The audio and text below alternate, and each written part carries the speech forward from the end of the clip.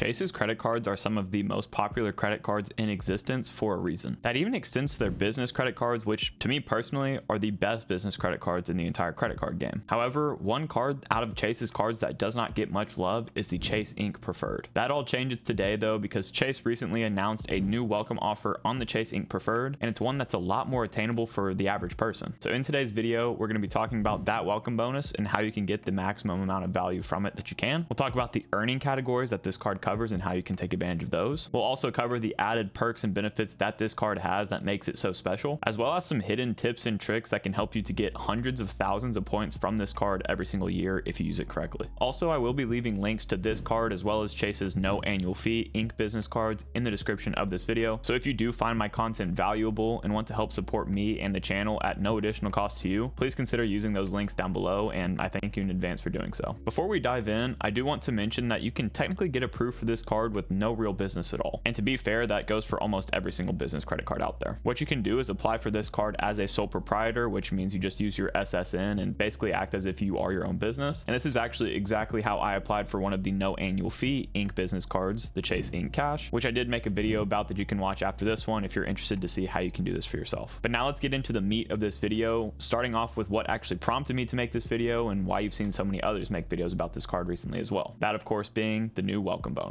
As of the time of me recording this video, they have an updated welcome offer for 100,000 Chase Ultimate Rewards points after spending just $8,000 in the first 3 months of having this card. You'd be right if you said, hey, I thought the original offer was for 100,000 points on this card. But the tail end of that welcome offer is the important part. The spending requirement on this card is now just $8,000 compared to what it used to be at $15,000 in the first 3 months. They literally cut the spending requirement basically in half, which makes this a much more attainable offer for folks. When it was $15,000 in the first 3 months, you'd have to spend an average of $5,000 every month for those 3 months to get the welcome offer. But now you just have to spend $2,667 per month in order to get the same welcome bonus. Now, 100,000 Chase Ultimate Rewards points sounds pretty cool, but what kind of actual value can you get from those points? There are 4 main ways that I'd recommend you consider using your Chase points depending on your goal. You can redeem your Chase points for cash back through the Pay Yourself Back feature, through Chase's travel portal, or with this card, through Chase's transfer partners. The value that you'll get redeeming in these fashions does vary pretty widely though, so let's cover those real quick. In cashback form with Chase's Ultimate Rewards points, you can get a redemption value of 1 cent per point, which means that 100,000 Chase Ultimate Rewards points in cashback form is worth $1,000. I get that number by taking 100,000 Chase points and dividing by 100, since there are 100 cents in $1, to give me $1,000 in dollar form. With the Pay Yourself Back feature that I mentioned, with your Chase Ink Preferred card, you have the ability to redeem your points to cover certain charges that you put on this card if they are within one of the rotating categories that the Pay Yourself Back feature is covering at that time. What that gives you is a redemption rate of 1.25 cents per point, which basically just means you get a 25% boost on your points through this method. And just so y'all know, this is a feature that Chase has kind of cut or devalued a little bit on other Chase cards, but it stayed pretty strong on the Chase Ink Preferred. And to be honest, some of the Pay Yourself Back categories that this card has compared to the other Chase cards is sometimes a lot better. I know Stan the Credit Frog has mentioned to me multiple times that he actually gets a lot of value from the Pay Yourself Back feature on his Chase Ink Preferred, mainly whenever the categories for Pay Yourself Back are things like internet, cable, and phone services. Like I said before though, the Pay Yourself Back categories do rotate, so be sure to do your own research if this is something you plan on implementing frequently. But with that 1.25 cent per point valuation that you'll be getting through this feature, you'd be getting a $1,250 value from this welcome bonus. Similarly, if you wanted to redeem your points through Chase's travel portal, with this card, you will also get a redemption value of 1.25 cents per point. Both this redemption method and the last one are similar to Chase's Sapphire Preferred card on the personal side, but once again, through this method on the Chase Ink Preferred, you will also get a value of $1,250 for this 100,000 point welcome offer. But where things start to get really interesting is with Chase's transfer partners. This card, similarly to the Chase Sapphire Preferred and Chase Sapphire Reserve on the personal side, grants you the ability to transfer your Chase Ultimate Rewards points out to Chase's travel partners. Your mileage is going to vary widely with this method, so let me explain a little bit more about how this actually works. What you are doing by transferring your Chase points out to travel partners is basically just directly converting your Chase Ultimate Rewards points to the transfer partner's native point ecosystem. For example, if you have your Chase points that you want to transfer out to Hyatt, which is one of Chase's transfer partners, you can do so at a 1-to-1 rate, meaning that you could transfer over, say, 100,000 Chase Ultimate Rewards points to 100,000 Hyatt points. Why that is so important is because generally, whenever you book with points through that company's native website, like Hyatt in this case, you can find some really good deals for point redemptions through their site compared to something like Chase's travel portal. That also goes for just booking in cash. cash. Whenever you book with points, you usually get a lot more value than you would by booking in cash. Now that same idea applies to all of Chase's transfer partners, but do note that sometimes Chase has transfer bonuses going on where you could get extra value by transferring your Chase points out to certain travel partners. So at the time of me recording this, for example, Chase has a bonus right now with IHG where you get a 70% boost on your points whenever you transfer them from Chase to IHG. So again, with that same example, if right now I wanted to transfer 100,000 Chase points to IHG, I'd actually end up with 170,000 IHG points in my account. In my IHG account, that is. They are not in your Chase account after you transfer them, and you cannot actually transfer them back, so keep that in mind. But after saying all of that, what you're going to hear from myself, including a bunch of other creators out there, is that the average value you can expect to get by transferring your Chase points out to travel partners is about 2 cents per point. With that valuation, this welcome bonus is going to be worth $2,000. I will note though that every single transfer partner will give you a different value. For example, personally, I have no real issue with finding redemptions with Hyatt for 3 to 5 cents per point, which would make this bonus worth $3,000 to $5,000 if I found redemptions using that redemption rate. But with Southwest, my average redemption rate is closer to like 1.4 cents per point, making these 100,000 points for the welcome offer worth $1,400. So obviously your mileage is going to vary with this, but just know that you can get a lot of upside value by transferring out to travel partners compared to being locked down to a certain redemption rate through the pay yourself back feature, cashback, or through their travel portal. With all that being said, I do think that this card could be very well worth it for just the welcome bonus alone, because 100,000 Chase points goes a really long way. Plus at the same time, you could always downgrade this card in year 2 if you didn't think you'd get value from it anymore to one of Chase's no annual fee Ink business cards, which are also some of my personal favorites. Now that we know how powerful that welcome bonus is, we need to talk about how you can get positive value from this card for years to come, starting with this card's earning categories. First of all, I have not mentioned this yet, but this card does have a $95 annual fee. And with that annual fee, there are actually no credits that help offset that like other annual fee cards may have. So without those credits, these earning categories become pretty dang important in helping you offset that annual fee every year. At a high level, this card is basically a card that will give you 3x back in a lot of categories up to a spending cap of $150,000 per year. After you hit that cap, you only be getting 1x back on everything, but granted, that's a pretty high cap. If you are somebody that spends more than that in your business though, there are strategies we're going to talk about later in this video where you can basically make that spending cap infinite. A lot of folks out there are going to consider this card an advertising card because that's one of the category it covers, unlike a lot of other credit cards out there, especially Chase's credit cards. But this card does give you 3x back in a lot more categories than just that. And what this card will give you is 3x back on travel, shipping, internet, cable and phone services, advertising with social media and search engines, and 1x back on everything else. Oh, and also right now you will get 5x back on Lyft rides through March of 2025. For those y'all that are curious as to how much money you'd have to spend to break even on this card's $95 annual fee every year using those 3x categories, if you only ever redeemed your points for cash back, you would need to spend $3,167 on this card in those 3x categories to break even. If you wanted to use your points through the pay yourself back feature or their travel portal with that 25% boost on your points, you'd only have to spend $2,534 to make up that $95 annual fee. And with an average 2 cents per point value when you actually use these points with Chase's travel partners, you'd have to spend just $1,584 on this card to break even. Everything after those caps are going to be profit for you. As I mentioned previously, a lot of businesses really like this card as their advertising card since they get to spend up to $150,000 before they're capped. What that would do is yield them 450,000 Chase Ultimate Rewards points every single year for hitting that cap. But personally, I'm first of all not going to be spending anywhere near that much money on this card every year. But that's actually not a category that I'd get really any value from at all, which I assume a lot of y'all out there could empathize with. To me, I think that travel category is actually a pretty underrated category on this card. The reason I say that is because this card really could serve as your third credit card as part of your Chase trifecta if you really wanted it to. The only other Chase credit card that gives you 3x back on general travel purchases, not through Chase's Ultimate Rewards portal, is the Chase Sapphire Reserve, but that card has a $550 annual fee. So if you're somebody that's funneling a lot of just general travel purchases on your credit cards, this could actually be a pretty solid one to catch all those purchases. Also, I didn't mention this earlier, but whenever it comes to putting personal expenses on a business credit card, I personally have not seen any real consequences of people doing this, and that's honestly what a lot of people in the credit card game do. So if you wanted to use this card as part of your Chase trifecta, say with the Chase Freedom Unlimited and Chase Freedom Flex, you could easily do so because you could also transfer all of the points from those personal credit cards to this business credit card through your Chase Ultimate Rewards account, and then transfer your points out to travel partners using your Chase Ink Preferred. So effectively, you're able to just pool all of your Chase Ultimate Rewards points onto that card to get a ton of value from them. As you can tell though, while this card is mainly focused on business purchases like internet, cable, phone services, shipping, and advertising, you could easily get value from this card on the personal side too. For example, 3x back on your internet, cable, and phone service bills is something no personal card will really give you, except for maybe like one or two out there. And to be fair, that's a personal category that a lot of people have that only business cards seem to really cover. I will say though that the Chase Ink Cash, which is one of the free Chase Ink business cards, will actually give you 5x back on those categories, which is something to consider. But if you want to be really strategic and already have that card, I think there's still at least one of those categories that you should be putting on the Chase Ink Preferred instead of the Cash. I could keep going on this forever, but I think we need to switch over now to talking about the other perks and benefits that this card has to offer. For starters, let's just go back to that strategy I was just touching on a second ago. And what that strategy is putting your phone bills on the Chase Ink Preferred, getting 3x back, instead of putting it on the Chase Ink Cash and getting 5x back. The reason I say that is because the Chase Ink Preferred actually gives you cell phone protection of up to $1,000 per incident, as long as you pay for your cell phone bill on this card. The Chase Ink Cash does not come with this, so even if you're sacrificing 2x back every single month on your phone bill because of that, it could be well worth it for that cell phone protection alone. Of course, you'd only have to switch over your phone bill to this card because you could still leave your internet and cable services on your Chase Ink Cash to get 5x back, so this could be a very viable strategy for you. On top of that, one of the main perks about this card is that it does give you primary car rental insurance, or a primary CDW. What that means is that if you did pay for your car rental on this card, which you'd get 3x back on in that travel category by the way, you can deny the extra protections that the car rental companies generally try to charge you, because what a primary CDW does is that if you were to, God forbid, get into a car accident, the Chase Ink Preferred's insurance would actually be the first line of defense before anything got down to your personal insurance policy. What a secondary CDW is basically the opposite. It means that your primary insurance is going to be your personal insurance, and then the card's insurance would cover anything secondary to that. This card also has many other benefits like trip cancellation and interruption insurance, extended warranty protections, purchase protections, no foreign transaction fees, the ability to add employee cards for free, and much more. With the perks and benefits that this card gives you, I see it being a very arguable standpoint to say that this card should be your third card as part of your Chase trifecta. But now let's get into the really important part of this video, how to maximize this card. I want to note first of all that the only way that you can get approved for this card is if you are under 524 with Chase. I've made a full video about this rule that you can watch after this one if you don't know what that is. That way I can save some time here in this video and just talk about the important parts. And of course, I know people are going to say that you can get approved for this card while over 524, which may be true in some cases, but if you want the highest odds of being approved and you don't have an invitation code for this card, I would personally wait until you're under 524 to apply for it. But the reason I bring that up is because there is one strategy that can